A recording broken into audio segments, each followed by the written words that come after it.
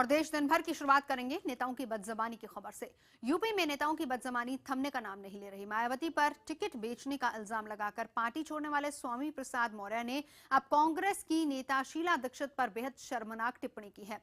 हमलावर कांग्रेस ने मौर्य से माफी की मांग की है तो अखिलेश यादव ने बीजेपी बीएसपी पर हमला बोला है। कांग्रेस की सोच की बलिहारी है कि कांग्रेस के नेता नारा देंगे युवाओं का और दिल्ली का रिजल्ट।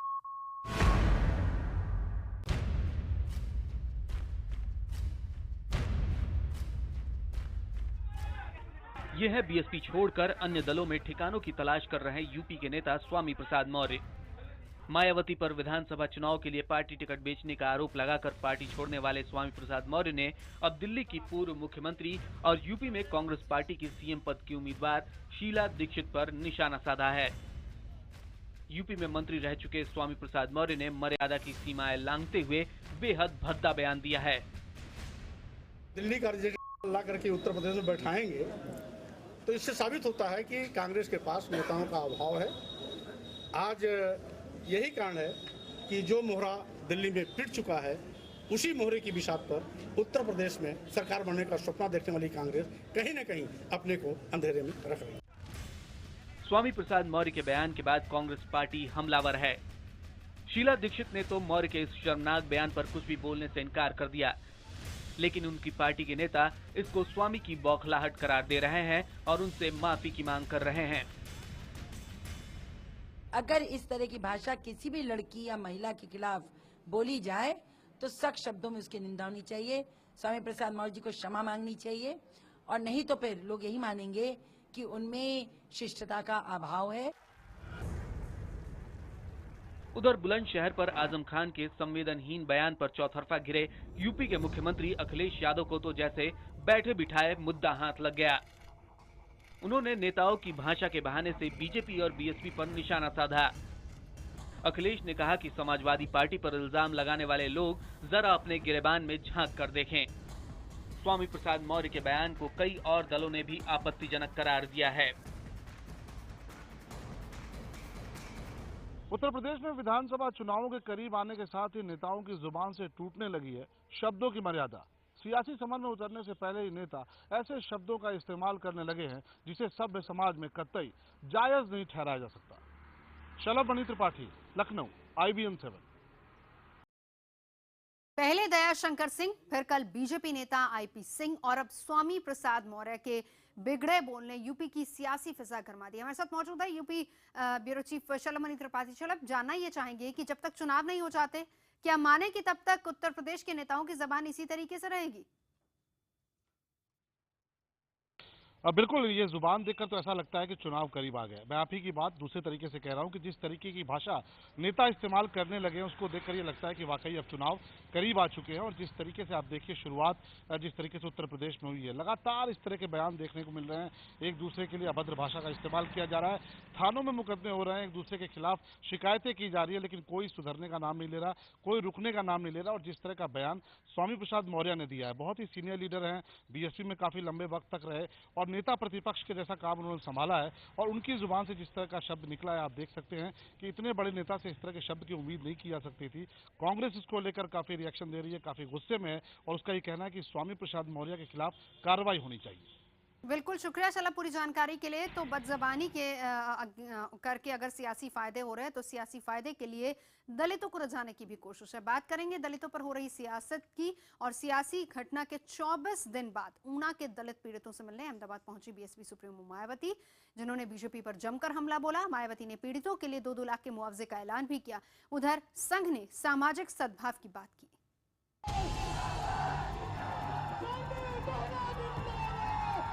देश में दलित वोट बैंक पर हर राजनीतिक दल की नजर होती है और मौका देखते ही हर कोई खुद को दलितों के पीछे खड़ा होता दिखाना चाहता है। 11 जुलाई को ऊना में दलितों पर हुए अत्याचार के 24 दिन बाद बीएसपी प्रमुख मायावती भी गुजरात पहुंची और बजाय ऊना के अहमदाबाद में उनसे मुलाकात की। बीएसपी सुप्रीमो ने अपने ही अंदाज में बीजेपी पर निशाना साधा और गुजरात में लगातार दलितों पर हो रहे अत्याचार के लिए सरकार को कटघरे में खड़ा किया। उनकी कमर पे जैसे मारा जा रहा था, उनको बेल्ट से मारा जा रहा था, ऐसे लग रहा था जैसे मेरे कमर के ऊपर कोई बेल्ट से मुझे हमला कर रहा था। प्रेस में इस घटना की निंदा की और इतना ही नहीं, जब पार्लियामेंट का सत्र शुरू हुआ तो मैंने 18 जुलाई को पार्लियामेंट को नहीं चलने दिया और इस मामले को मैंने पार्लियामेंट। मायावती के इस हमले पर पलटवार करते हुए बीजेपी ने मायावती पर दलित नहीं दौलत की बेटी होने का आरोप जड़ दिया। मायावती दलित की बेटी नहीं दौलत की बेटी हैं। मेरे संसदीय क्षेत्र उन्नाव के मोहरामा में 4 दलित लड़कियों के साथ बलात्कार हुआ, उनकी हत्या कर दी गई। न तो मायावती गई, न उनका कोई मंत्री गया, न उनका कोई विधायक गया, न पार्टी का कोई कार्यकर्ता गया। लेकिन जो ऊना में जो चली गई, इससे स्पष्ट है कि इन लोगों को राजनीति की रोटियां सेकनी हैं। बीजेपी भले ही मायावती पर दलित राजनीति करने का आरोप लगा रही है, लेकिन हकीकत ये है कि दलितों के मुद्दे पर लगातार हो रही बीजेपी की किरकिरी और खिसकती जमीन के बाद खुद आरएसएस को मैदान में उतरना पड़ा है। अगले साल गुजरात में विधानसभा चुनाव होने हैं, लिहाजा आरएसएस ने भी दलितों के मुद्दे पर सफाई दी। संघ जब भी समाज की जरूरत पड़ती है वो उन समाज के साथ रहता है, वो चाहे मच्छू का डैम टूटा हो या कच्छ का धरतीकंप हो या कुछ भी हो। समाज की घटनाओं के साथ रहना, समाज को संगठित रहना, ये संघ का काम है। इलेक्शन के साथ उसको कुछ लेना देना होता नहीं है। गुजरात में दलितों की पिटाई के मुद्दे पर पूरे देश के दलित गुस्से में हैं। दलितों के इस गुस्से को हर सियासी दल अपने पक्ष में इस्तेमाल करने की फिराक में है। ये देखना दिलचस्प होगा कि दलितों का यह गुस्सा किस पार्टी को नुकसान पहुंचाता है और किसको फायदा। जनक दवे, IBN 7, अहमदाबाद। और सियासत के बाद अब चलते हैं महाराष्ट्र के रायगढ़ में पुल हादसे में बहे 22 लोगों में से अब तक 4 के शव बरामद कर लिए गए हैं। लहरों में बह गई बस की तलाश के लिए 300 किलो के चुंबक का इस्तेमाल किया जा रहा है और इस बीच राहत और बचाव के काम में जुटी एनडीआरएफ की एक बोट पलट गई, लेकिन जांबाजों ने अपना काम जारी रखा। देखिए हमारी एक्सक्लूसिव रिपोर्ट।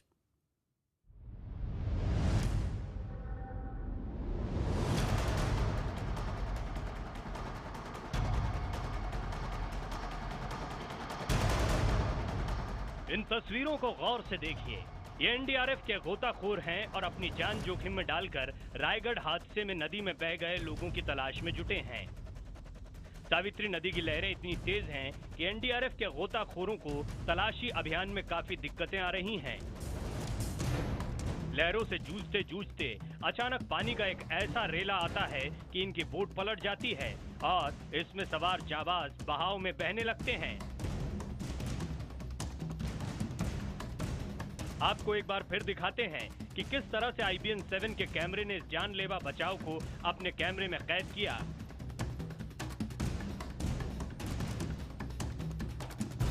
एनडीआरएफ के ये जाबाज लहरों से लोहा लेने लगे तो फौरन नदी के किनारे पर लगी रेस्क्यू बोट ने भी पानी में तैर रहे राहत कर्मियों का रुख किया।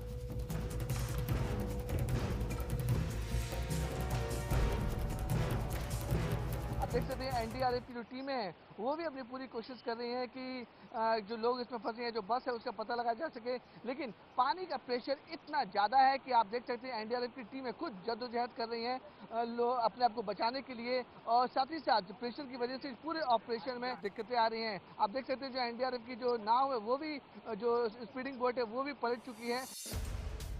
पुल हादसे में लापता लोगों के शवों के मिलने का सिलसिला भी शुरू हो गया है। पहला शव रायगढ़ से 45 किलोमीटर दापोली से बरामद किया गया, जो बस चालक का है।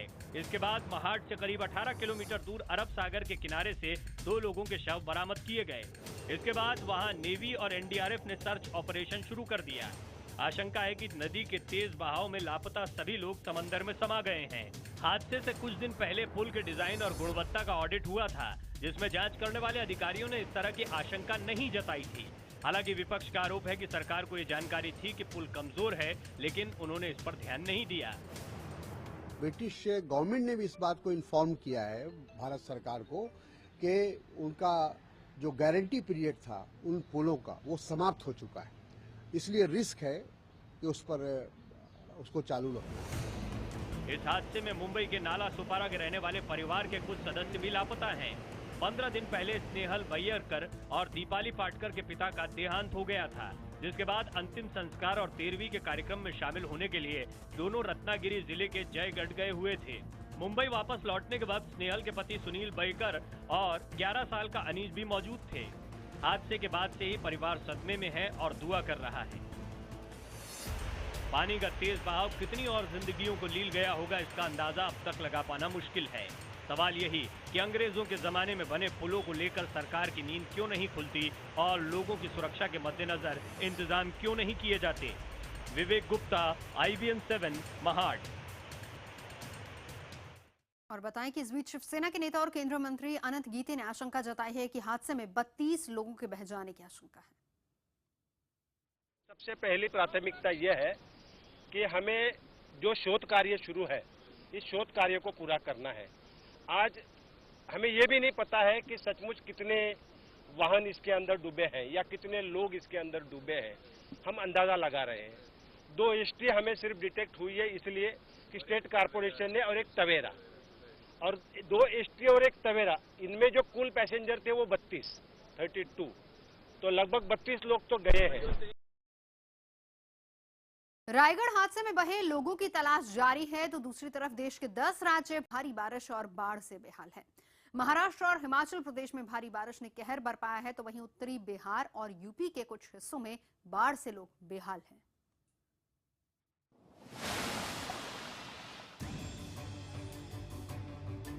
पिछले 3 दिनों से रुक रुक कर हो रही बारिश के चलते हिमाचल प्रदेश के कई इलाकों में सरकारी और निजी संपत्ति को नुकसान पहुंचा है, लेकिन मौसम विभाग के मुताबिक इस साल राज्य में अनुमान से 26% कम बारिश हुई है।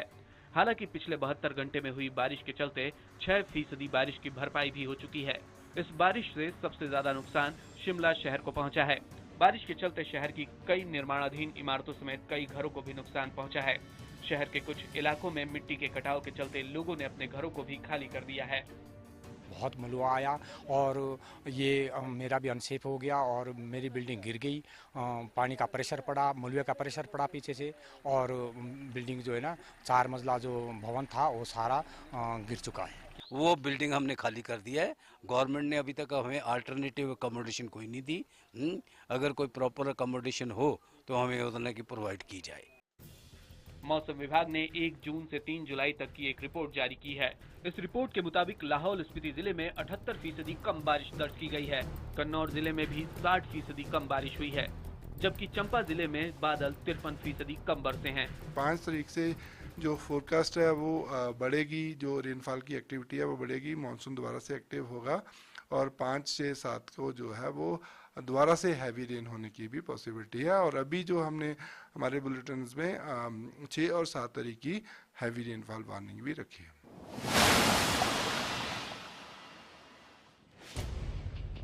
जून महीने तक महाराष्ट्र का जो मराठवाड़ा इलाका सूखे की चपेट में था, अब वो बाढ़ की मार झेल रहा है। नासिक और अहमदनगर जिले में बांधों से लगातार बाढ़ का पानी छोड़ा जा रहा है, जिसके चलते मराठवाड़ा की लाइफलाइन कहे जाने वाले जायकवाड़ी डैम में जलस्तर तेजी से बढ़ रहा है।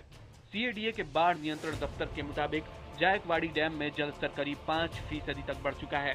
औरंगाबाद जिले में भी लगातार हो रही बारिश के चलते जिला प्रशासन ने एहतियातन गोदावरी नदी के किनारे बसे करीब 1600 लोगों को सुरक्षित स्थानों पर शिफ्ट कर दिया है।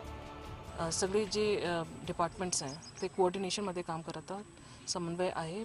पोलीस प्रशासन, जिल्हाधिकारी कार्यालय, कंट्रोल रूम्स वगैरह सगळे हाई अलर्टवर आहे. MSCB, मेडिकल व्यवस्था, ॲम्ब्युलन्सेस वगैरह सगळे हाई अलर्टवर आहे सध्या. मध्य प्रदेश के जबलपुर में रुक रुक कर हो रही बारिश के चलते नदी नाले उफान पर हैं। बाइक पर जा रहे 2 लोग ऐसे ही एक उफनते नाले के शिकार बन गए। उफनते नाले को पार करते वक्त बाइक का संतुलन बिगड़ गया, जिसके चलते बाइक पर पीछे बैठे शख्स ने किसी तरह कूदकर जान बचा ली, लेकिन बाइक चला रहा सलमान पानी में बह गया।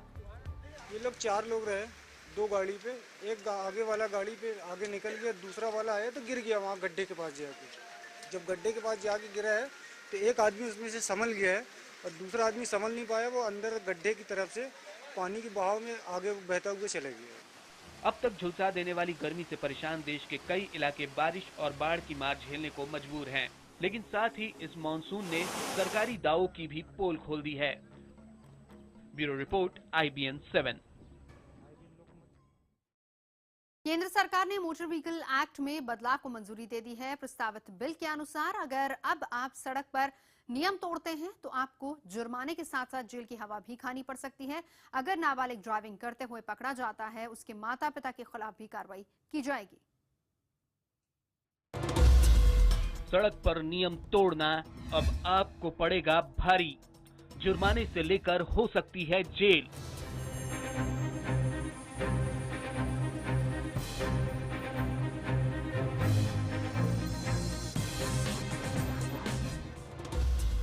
अगर आप अब तक बिना हेलमेट या फिर तेज गति से वाहन चलाते रहे हैं तो अब सावधान हो जाइए, क्योंकि अब सड़कों पर नियम तोड़ना आपको भारी पड़ सकता है।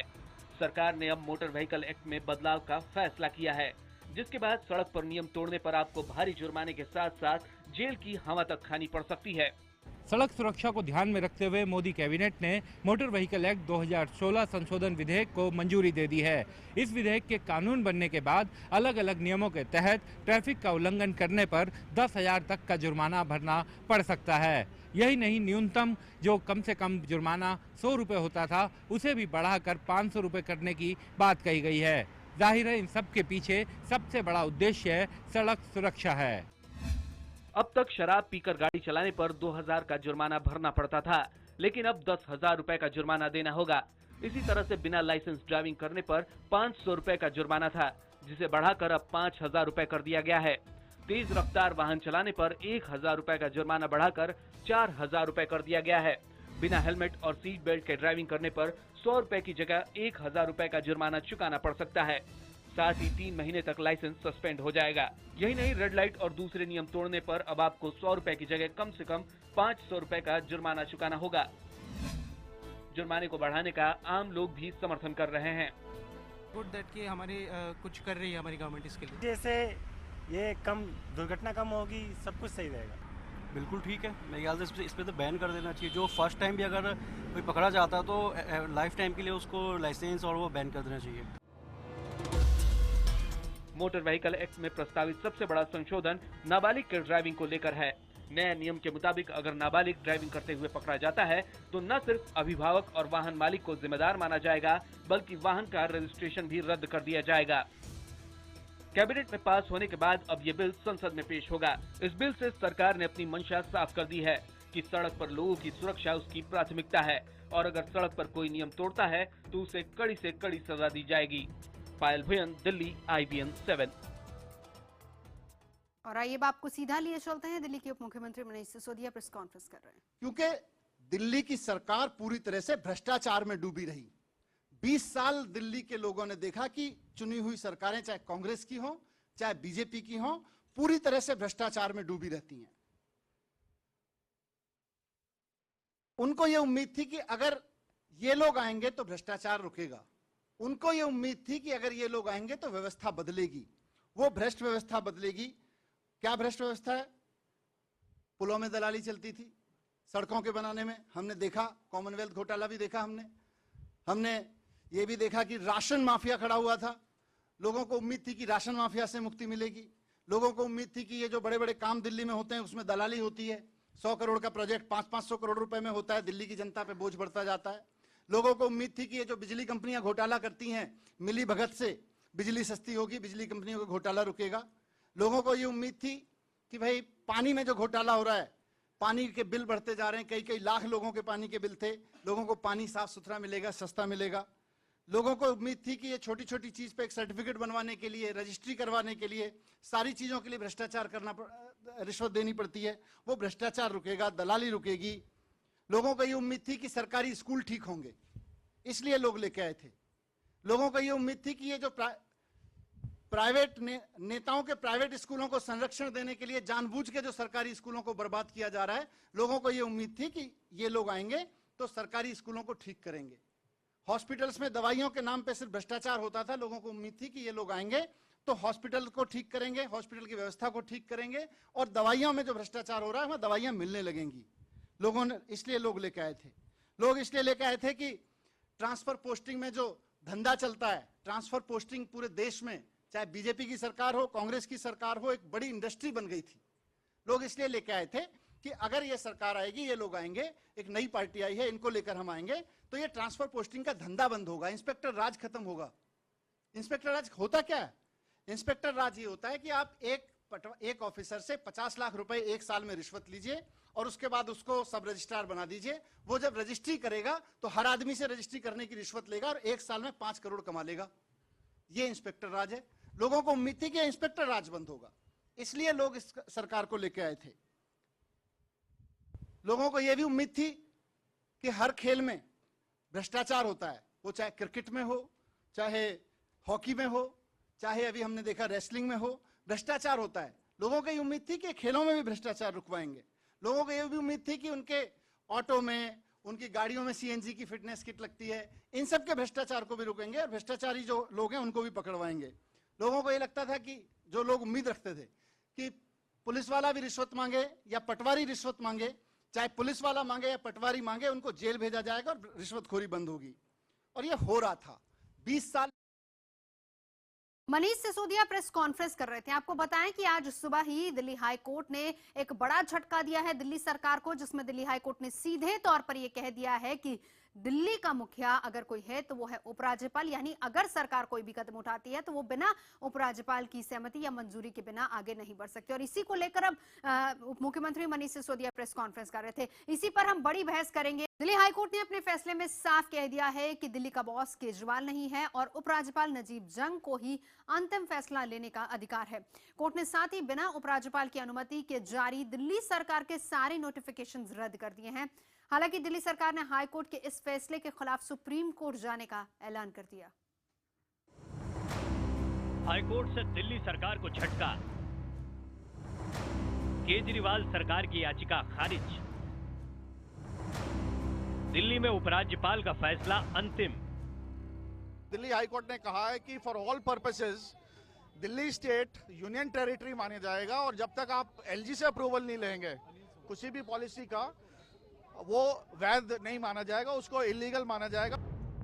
केंद्र से अधिकारों के टकराव में दिल्ली की केजरीवाल सरकार को दिल्ली हाईकोर्ट से अब तक का सबसे बड़ा झटका लगा है। केजरीवाल सरकार ने दिल्ली के अधिकारों को लेकर संविधान के आर्टिकल 239 ए को चुनौती देते हुए अलग अलग मामलों के तहत कुल 9 याचिकाएं दायर की थीं। केजरीवाल सरकार का कहना था कि किसी भी तरह के फैसले लागू करने के लिए उसे उपराज्यपाल की मंजूरी की जरूरत नहीं है, लेकिन दिल्ली हाईकोर्ट ने यह तर्क मानने से इनकार कर दिया। सुनवाई के दौरान हाईकोर्ट ने कहा कि उपराज्यपाल ही राष्ट्रीय राजधानी दिल्ली के प्रशासनिक अधिकारी हैं और यह स्वीकार नहीं किया जा सकता कि उपराज्यपाल दिल्ली कैबिनेट के फैसलों को मानने के लिए बाध्य हों। साथ ही दिल्ली पुलिस और जमीन जैसे नीतिगत विषयों पर अंतिम फैसला उपराज्यपाल के माध्यम से केंद्र सरकार ही लेगी। कोर्ट ने सुनवाई के दौरान केंद्र के उस नोटिफिकेशन को भी सही ठहराया है जिसमें केंद्रीय कर्मचारियों को एसीबी के दायरे से बाहर कर दिया गया था और उन सभी नोटिफिकेशन को रद्द करने के आदेश दिए हैं जो बिना उपराज्यपाल की अनुमति के जारी किए गए थे। हाईकोर्ट ने ये कहा है कि जो आर्टिकल 239 जो दिल्ली को यूनियन टेरिटरी घोषित करता है वो आज भी अनडाइल्यूटेड है और दिल्ली यूनियन टेरिटरी के रूप में ही देखी जानी चाहिए। दूसरी बात उन्होंने ये कही है कि चूंकि दिल्ली यूनियन टेरिटरी है इसलिए इसमें लेफ्टिनेंट गवर्नर का जो रोल है वो संवैधानिक रोल है। दरअसल दिल्ली सरकार ने संविधान के आर्टिकल 239 ए को चुनौती देते हुए कहा था कि जनता का चुना हुआ प्रतिनिधि होने के नाते दिल्ली से जुड़े फैसले लेने के अधिकार सरकार को हैं। दिल्ली सरकार के फैसले मानने को उपराज्यपाल बाध्य हैं और एसीबी का कार्यक्षेत्र दिल्ली होने के नाते वो दिल्ली सरकार के अधीन आता है। अब दिल्ली हाई कोर्ट से याचिका खारिज होने के बाद दिल्ली सरकार ने सुप्रीम कोर्ट जाने का ऐलान किया है। भ्रष्टाचार के ऊपर हमें पता है कि पिछले लगभग 1 साल से दिल्ली सरकार किसी के ऊपर कोई कार्रवाई कर ही नहीं सकती है, तो उसमें मुझे लगता है इसके अंदर कोई ऐसा आया नहीं है। जो फर्स्ट है वही है, फर्स्ट ये है कि हम दिल्ली सरकार को बिल्कुल भी किसी भी भ्रष्टाचार के खिलाफ कार्रवाई से रोका गया था और मुझे लगता है वो इसको उन्होंने अपील किया है, हम सुप्रीम कोर्ट जाएंगे इसके लिए। दिल्ली हाईकोर्ट के इस फैसले के बाद एक बार फिर से दिल्ली की सियासत गर्मा गई है। बीजेपी का कहना है कि नियम कानून तो पहले से थे, कोर्ट ने तो सिर्फ केजरीवाल सरकार को याद दिलाया है। तो कांग्रेस का कहना है कि दिल्ली सरकार और बीजेपी दोनों ही अपनी सीमाएं लांघ रहे हैं, जिसके चलते ये टकराव हो रहा है।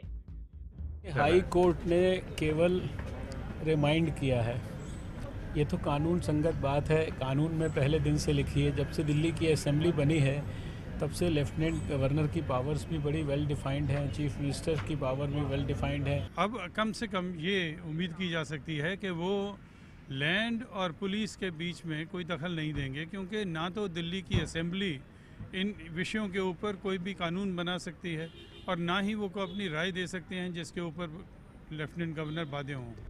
दरअसल अब तक केंद्र और दिल्ली में लंबे समय तक एक ही पार्टी की सरकार रही थी, जिसके चलते टकराव कम होते थे। भले ही दिल्ली हाईकोर्ट ने एक नई व्यवस्था दी है अधिकारों को लेकर, लेकिन दिल्ली सरकार ने भी साफ कर दिया है कि वो सुप्रीम कोर्ट यानी ऊपरी अदालत में इस मुद्दे को लेकर दरवाजा खटखटाएगी। मतलब साफ है कि आने वाले दिनों में ये मुद्दा कानूनी रूप के साथ साथ राजनीतिक रूप से भी लड़ा जाएगा। दीपक भिष्ट के साथ अमित पांडे, दिल्ली, IBN 7।